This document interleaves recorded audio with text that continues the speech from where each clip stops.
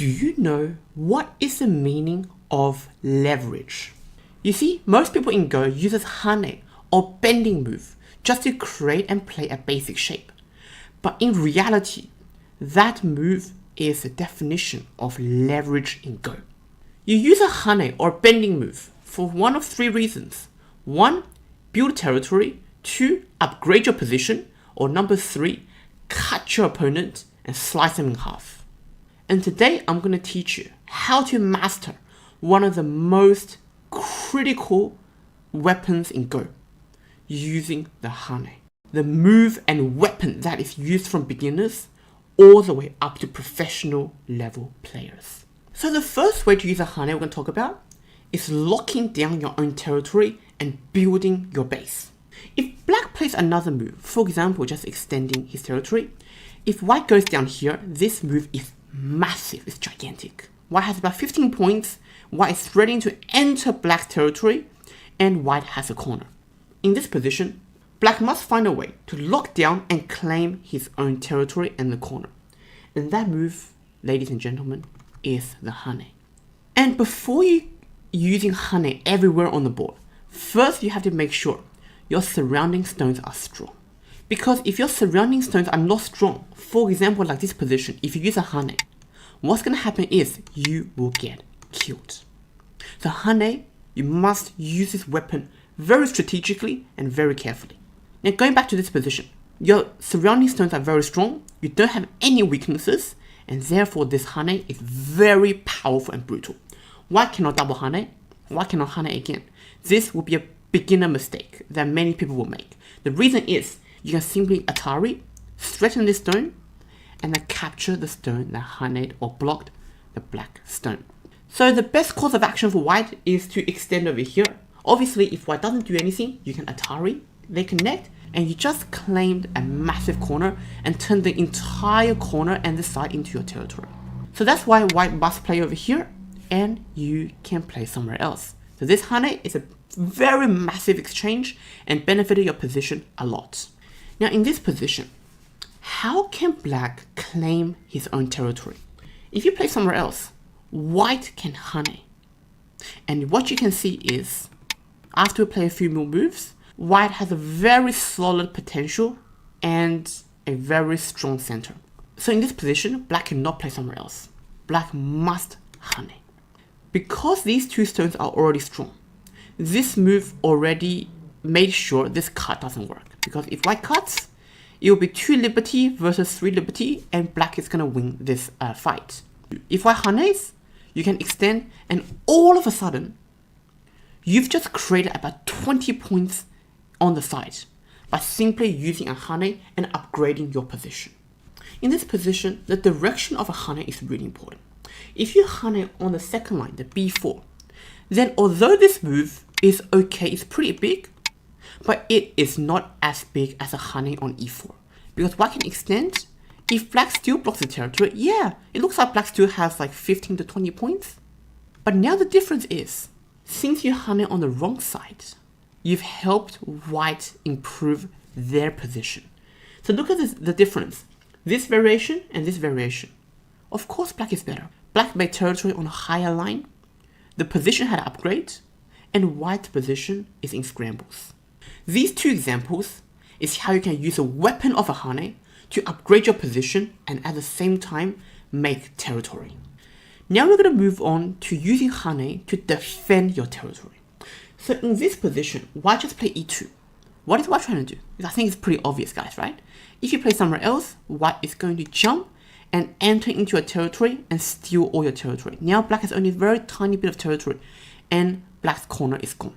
So in this position, you can use a Hane to block white, to stop white intruding into your territory and defend your own base. This Hane blocks white from entering your territory and at the same time creates the pressure on this one stone. Now this stone only has 2 liberties. If white gets crazy and tries to double Hane, what do? Now you don't need to block anymore. This stone has already done the job at weakening white. So you can simply cut off this stone and you've just increased the size of your corner. Now moving on to the top position. white plays a Hane over here. What do? This move, you should always block with a Hane. If you don't, white can extend, and all of a sudden, white just have about 10 points in the corner. This stone is about to make territory with leverage, and you've helped white improve the position. So now you can use this Hane to stop white from going anywhere. If white goes back, there's a cutting point, you save it. If white Hanes again, you use another Hane, block with a Hane. They go back, this cutting point is not a threat because you can go with a ladder, and now you can take another big point on the board. You see, both of these positions, the Hane worked because your surrounding stones are strong and solid. So after your surrounding stones are strong and solid, you can leverage them and use the power of a Hane. And that's when a Hane or a bend becomes extremely powerful in the game of Go.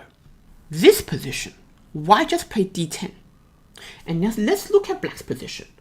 Black is extremely strong. This cutting point doesn't work because white's going to die. This cutting point doesn't work, white's also going to die. The black's position is incredibly strong. How can you leverage your strengths and attack these 4 white stones? If you say Hane over here, you are 50% correct, my friend. Because right now, white can extend, you have some weaknesses, and this is not the most ideal solution. The correct way is Hane this way. This move blocks white from extending downwards.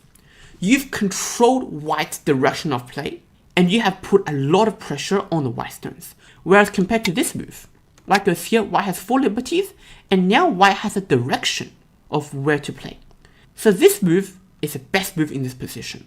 You limit white's direction. You give white no direction to go, while at the same time you improve your position and potentially even make more territory attacking the white stones.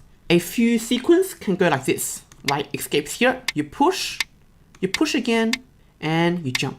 So you give white no direction, white cannot make a base on the side, and you're attacking white while building territory. Another variation can go like this. White plays here, you Atari, you sacrifice a stone. If they take it, you extend. And now white has to run away, and all of a sudden, because of this Hane, you have leveraged the power of this Hane and this move, and you have upgraded your position in this game. Moving on to this corner of the board, white plays case 3.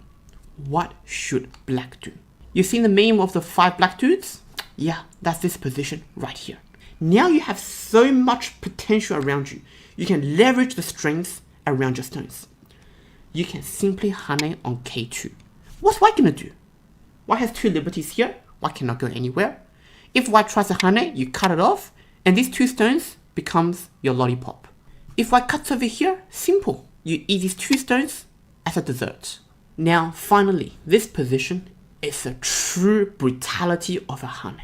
This Hane can cut white into pieces. This is one of the highest level you can use a weapon of the Hane. This position, white has a solid territory, and these 4 stones right here are the weakness. So how can you exploit it? If you simply go here, okay, you cut, yeah, white probably runs away, white gives up the stone, and white runs away. If you play here, the Hane down here, and make territory, yeah, you made some territory, but white's really happy. You haven't really achieved anything. The real answer here, ladies and gentlemen, is boom! Hane the 4 stones. This is the most giga chat and the most powerful move. If white cuts, you simply extend, and you can capture these 4 stones. You might tell me, oh, it's a capturing race. Yeah, but it will end up being an eye versus no eye, or better yet, black is actually alive. If white Hanes and try to go out, you can simply cut off these 4 stones. Remember how I told you at the start? Using the Hane properly is like using a blade and cutting your opponent off in half. And this is the exact scenario. If white Ataris over here, the ladder doesn't work. If white goes this way, you capture, and the ladder does not work. If white tries to Atari, then you simply just extend your liberties, and you'll end up having more liberties to fight against the 4 stones. So if you play against your opponent, and you find this kind of move, your opponent might just resign, because you've just completely and utterly humbled their fighting ability and their fighting spirit. So this position, White saw they were connected, holding hands like beginners. Then the warrior stepped in, bent the shape, and separated them forever. Now each of these 4 stones are begging to be saved.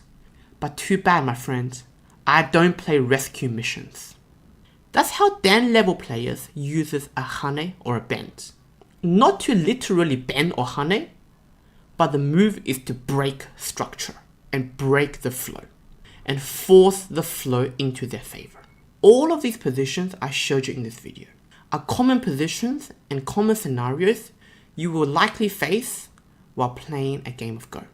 Now you know how to use a weapon of a hane in 3 different cases.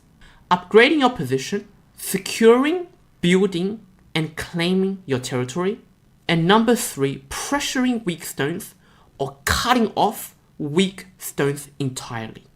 And if your hane isn't doing any one of those 3, then you're just bending air. I'll see you in the next Hane lesson. Okay, get out of here. Play some Go, be smart, and crush your opponents.